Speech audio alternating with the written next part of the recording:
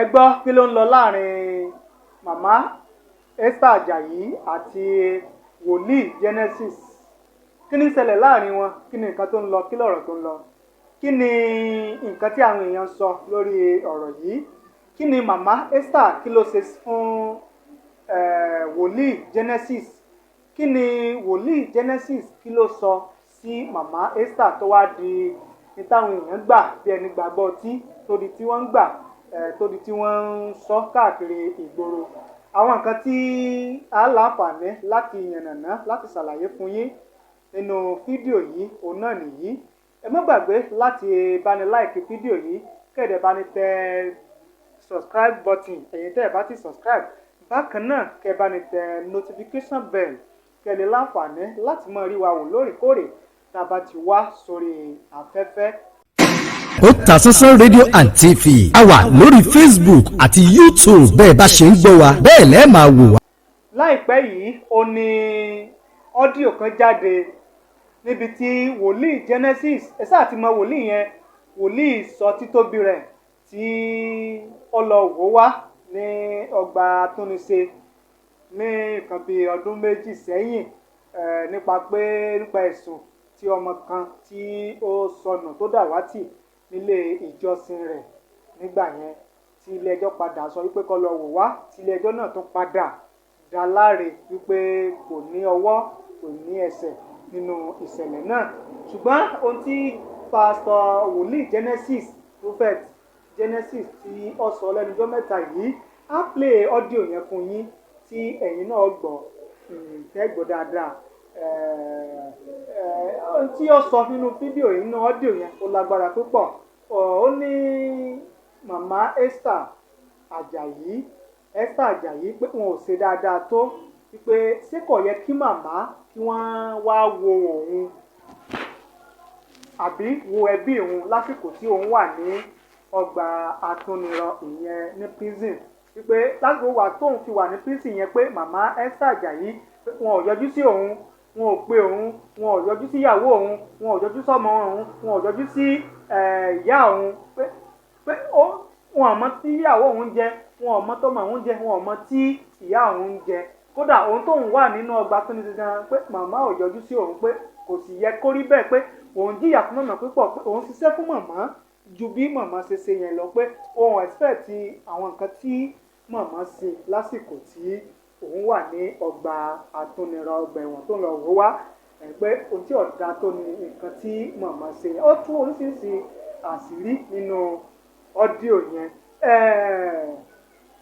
Débi pé ó sọ fún màmá gan pé màmá ò gbọ́dọ̀ tó bẹ́ẹ̀ láti dáhùn lóhùn o, pé tẹ́ bá gbọ́ ọ́díò yìí wọn tó bẹ́ẹ̀ láti fèsì, torí pé tí màmá ṣe ó bá tí màmá bá dẹ̀ gbìyànjú láti fèsì sí ọ́díò yẹn pé òun máa deal pẹ̀lú màmá gidi gangan ni, pé in fact ó sọ ọ̀rọ̀ tó pọ̀ nínú fídíò yẹn nínú ọ́díò yẹn, ẹ̀yin náà máa gbọ́, a máa play rẹ̀ fún yín. Bí ọ̀rọ̀ yìí ṣe wá ṣẹlẹ̀ òun náà ni bí ọ́díò yìí ṣe jáde òun náà ni oríṣiríṣi àwọn bloggers àti àwọn celebrities ni wọ́n ti bẹ̀rẹ̀ sí gba ọ̀rọ̀ náà bẹ́ẹ̀ ní gbàgbọ́ ọtí. Lára àwọn tí wọ́n ti sọ̀rọ̀ lórí ọ̀rọ̀ yẹn ó ní Mama Esther ó ti sọ̀rọ̀ lórí ọ̀rọ̀ òun náà tó wá tú àṣírí, oríṣiríṣi àṣírí òun náà ni màmá tún tú lórí nípa Mama Esther Ajayi àti Esther àti àti wòlíì Genesis sọ títóbi rẹ̀, oríṣiríṣi àṣírí ló tútú nípa àwọn méjèèjì ìyẹn Mama Esther. Bákan náà gbajúgbajà olórin ẹ̀mí ìyẹn Lanre Teriba tí àwọn èèyàn mọ̀ sí Atorise, òun náà sọ̀rọ̀, kódà ó bú òun náà bú wòlíì Genesis, òun náà bú wòlíì Genesis pé in fact ti ọ̀rọ̀ tí wòlíì Genesis sọ pé kí ọ̀gẹ́ kọ́ jẹ́ pé ẹnu wòlíì Genesis ò ní irú ọ̀rọ̀ bí ó ti jáde, pé Mama Esther Ajayi pé kò jẹ́ Genesis ní nǹkan kankan, pé aláàánú ò ní Mama Esther Ajayi, ẹni tó lọ ń bá dẹ̀ rán sí ló máa ń ṣàánú fún, ló máa ń ṣoore fún. Pé mo sì fẹ́ kẹ́ ẹ farabalẹ̀ kẹ́ ẹ gbọ́ èsì tí Lanre Teriba Atorise fún wòlíì Genesis lórí ọ̀rọ̀ tó sọ sí Mama Esther Ajayi. ó sọ nínú ọ̀rọ̀ yìí pé màmá Esther ó kóun jẹ́rìí màmá Esther Ajayi pé màmá Esther Ajayi ò lè fún wòlíì Genesis ní èsì fún ìdí ẹ̀rí tó ń ti bọ́ síta láti fèsì fún wòlíì Genesis lórí ọ̀rọ̀ tó sọ sí Mama Esther Ajayi ìyẹn Lanre Teriba ó lọ sọ ìyẹn. Ẹ farabalẹ̀ kájọ gbọ́ àwọn ọ́díò yẹn. I heard somebody saying, leave Genesis. Let him speak his mind. Why can't you call him in person and talk to him? Listen to me. Somebody that said whoever advised him would die. There's nothing I want to gain in bringing anybody down. Everybody knows I love Genesis to the core. In fact, I love him a lot.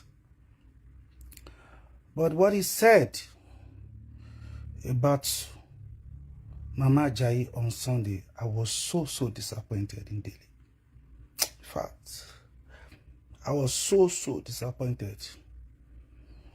I'm not here to cause any wahala or to insult anybody.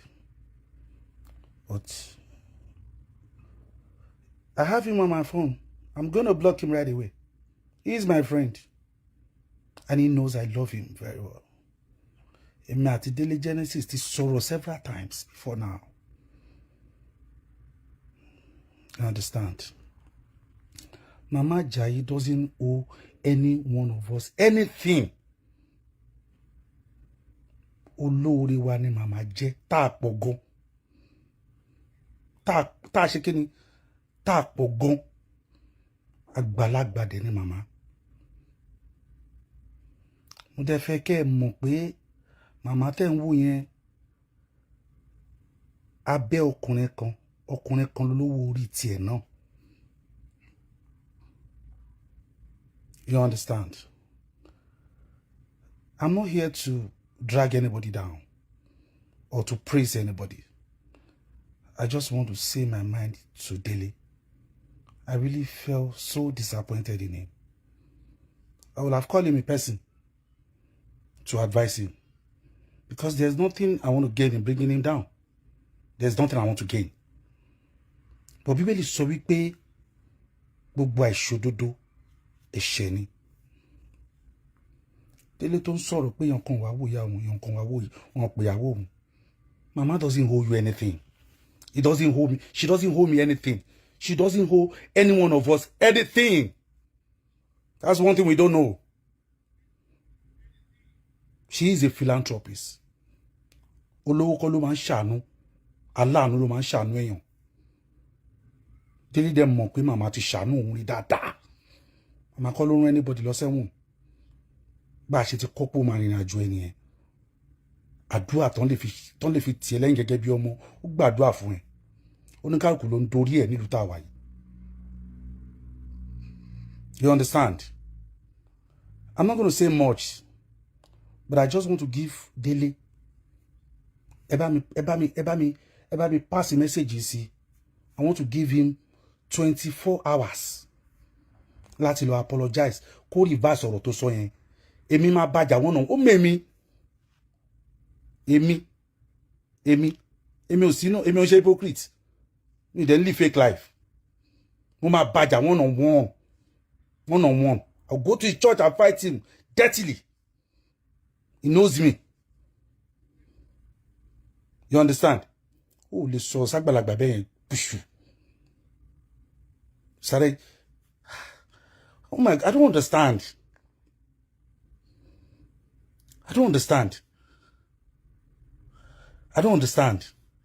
No, oríṣiríṣi làwọn èèyàn máa sọ o.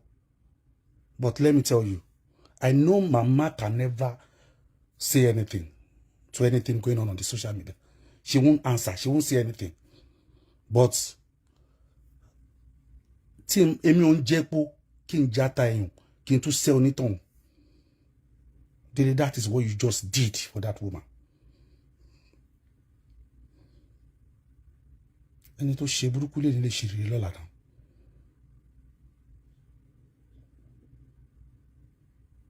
She doesn't owe you what you are asking for. She doesn't owe you anything.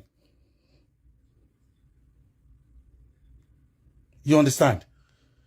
Some people are commenting here, but she's listen to me. That girl, she just needed a voice that time. and I said my own. You can take it anyhow you like. The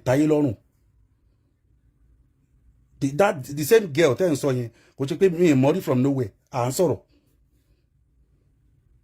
That was key program. But I'm talking about Dele today.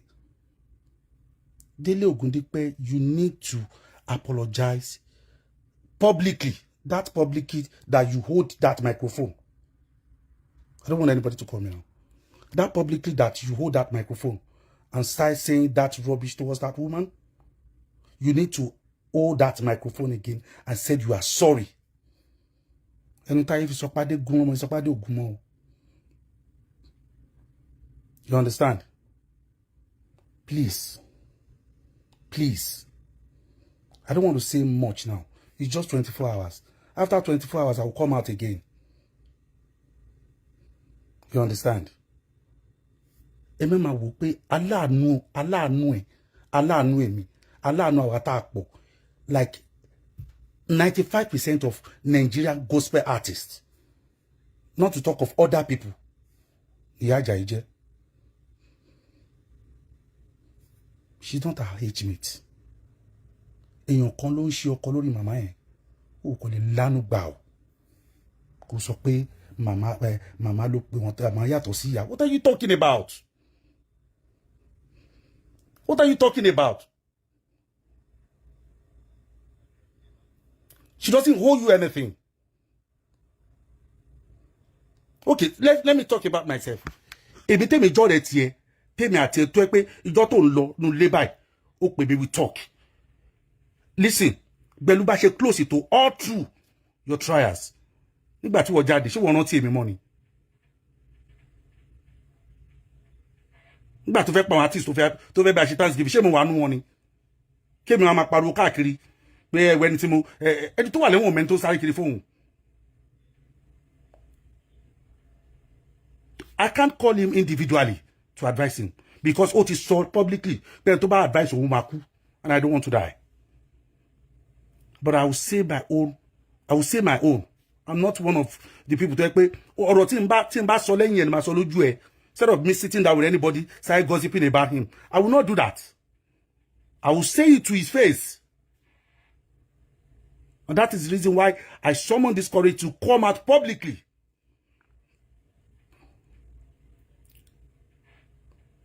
I cannot connect Dele Ogundipe privately. Ask him. Emi ati eti sọ̀rọ̀ privately several times. And I told him point blank. Even the day they are opening Mama's church, take back Parobo Dele Bibeli ni. Please, to ba pili pe ya ise. Let's surprise him. Let's surprise her. Let's go to her church. Oh, mount to sọ fún mama ni mama náà tó fi believe pé wọ́n bó ṣe ṣe tẹ́lẹ̀ wọ́n ṣe bẹ́ẹ̀ mọ́. Títí ó bá gbọ́yìn kinu ó kì í bàjẹ́ now. Ó lè jẹ́ pé ntejo nja. Do you know how many people that drag my name just because of you? They know good when you are when you are in trouble. Do you know how many bloggers to mess up Urukobi just because of you? Just because I gave you my public support. I stopped talking to Bukky Jesse because of you. Even when she embarrassed my family, I didn't say a word to her. I didn't say anything. The day she started embarrassing you, I stopped talking to her. She was just a fan.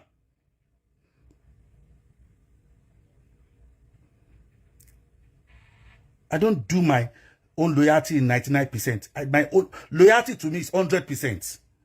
When you are loyal, you are loyal. When I'm loyal to you, I'm loyal to you 100%. I don't do 99% loyalty. Everybody, they knows I love you so much, and I will, anybody that want to spoil your name, I will tackle the person. Throughout your trials, all the award that I took that very year, I dedicated it to you. Publicly. That I stand by Dele Ogundipe. I'm sure Moya now, we are not blood. Because you didn't call me to your church for your Thanksgiving, you want you move microphone. Look at Atorise. No, that's not loyalty. I still saw you in KWA's program before I left Nigeria. But seeing what you said on Sunday, I am so disappointed you. I would have called you in private. I repeat. Because there's those I want to get in doing this. I would have called you in private. But you said whoever called you to advise you will die. That's why I didn't call you in private. But all I just want to tell you is the same way you said that publicly in your church, please, when you are having your Wednesday tomorrow program, say it again that you are sorry to that woman. Mama Ajayi shed it to the no, not that woman. Not that woman. She is a kind woman to anybody that pass through her table. Wants to back bad so the oh my software for shani. I've told Barayi so Juni. No. Not even from you. Not from you, Dele. You can say it's this Christianity. Go and tell him to Elosophan pastor in Oloni Lawa. Oloni Lawa. I'm calling. That's why you can't see me being a friend to a lot of gospel artists because hypocrite they all live fake life. I don't live fake life.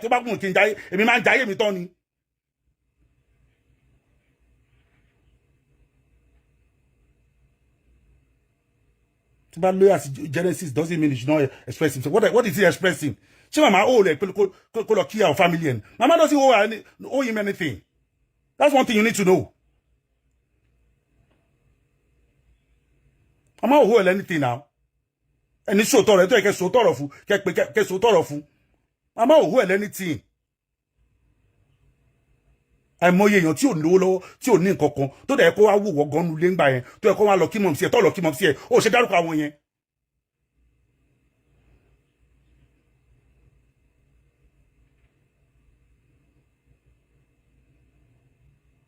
wọ́n àbá kébì máa sọ pé ìwọ owó ọmọ ṣọ́ọ̀ṣì ẹ̀kọ́ ṣùṣù jọ yìí ó sọ pé ọmọ àlè ni kí ọ̀kan máa hold against you. What are we talking about?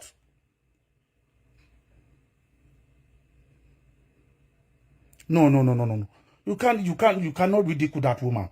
She is too good. She is too kind towards humanity than you just holding a microphone to ridicule her. No.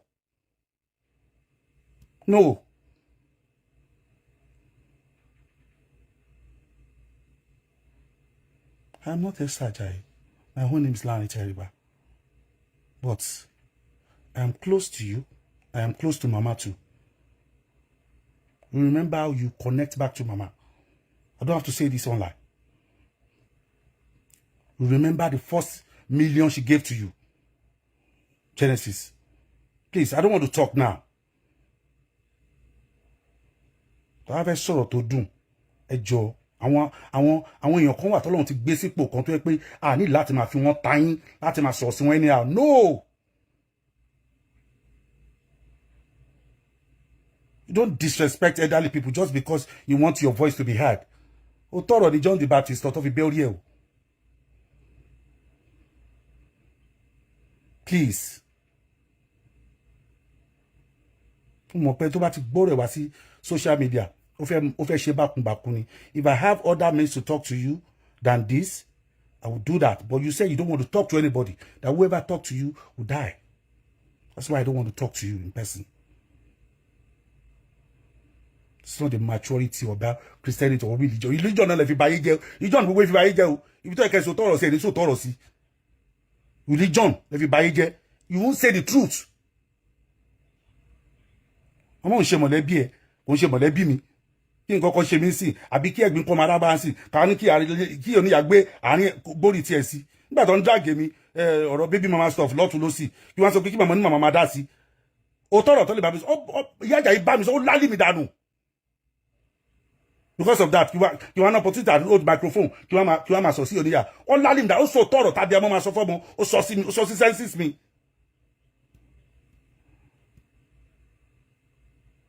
That doesn't mean I would disrespect her anytime.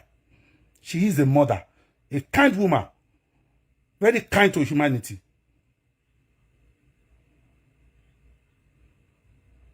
Please, I repeat it, 24 hours, correct yourself. Let people send this to you. èmi ti sọ tèmi